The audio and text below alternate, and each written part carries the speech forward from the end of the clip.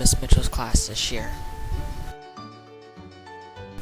Raise your hand if you had a complete panic attack the day before going into 8th grade.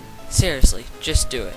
For me, it was a bit different because my brother had just gone through Mrs. Mitchell's class. Being him, he would talk about how hormonal and crazy she was until she left on maternity leave. Then, of all things, during the last few weeks of school when she came back, she starts collecting the textbooks that the sub had handed out. She has a nice few stacks on the table near the door, so when she throws one on the growing pile, it misses. Pushes in and pulls down the fire alarm. This was one of those times that, even if you tried to do it on purpose, it is impossible. Just hearing all of these stories made me kind of happy, but also wondering if she would like me as much as she liked my brother.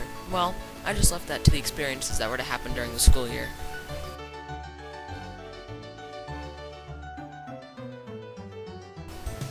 Now, not all of the teachers in Delora do as much cool stuff as they should or could, so when Mrs. Mitchell introduced us to her class book, I'm not entirely sure how I always felt.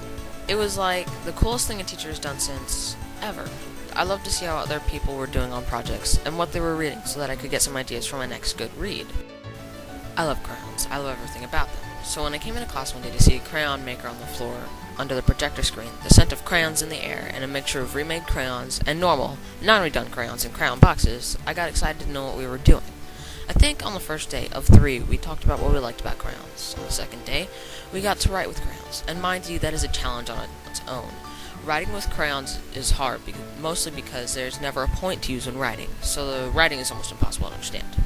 On day 3, we did what we'd been doing the other days. That was coloring with the crayons, of course. I mean, what else could you do with crayons? Eat them? Even that sounds nasty.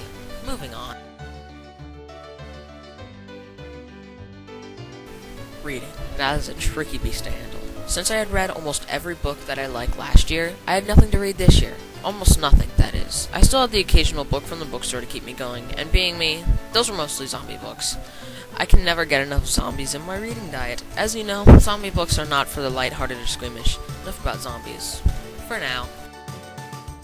Poems are just fancy pieces of literature, if you ask me. So much description, surprise, mystery, and so forth in one little piece of writing. My favorite writer is Edgar Allan Poe. My favorite poem being The Raven. My favorite style is a tie between free verse and haikus.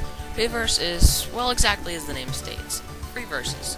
As long as the lines are short and it was intended to be a poem, it is a free verse poem. If it follows any of the rules for any of the other styles, it is definitely a poem. Unless you make a haiku, but not intend for it to be a haiku, but wow, there's a confusing rule, that is. Only when you go into depth about it. But there's no need for that absurdity. But I don't want to forget when Mrs. Mitchell was showing us her favorite type of poem, starting with zombie haikus and ending with the weirdest and coolest thing in the world, sound poems. They are amazing and in their own category of poem. Overall, I've learned a lot in Miss Mitchell's class this year. Definitely more than can be said at one time. So, I guess that's all for now. Finn.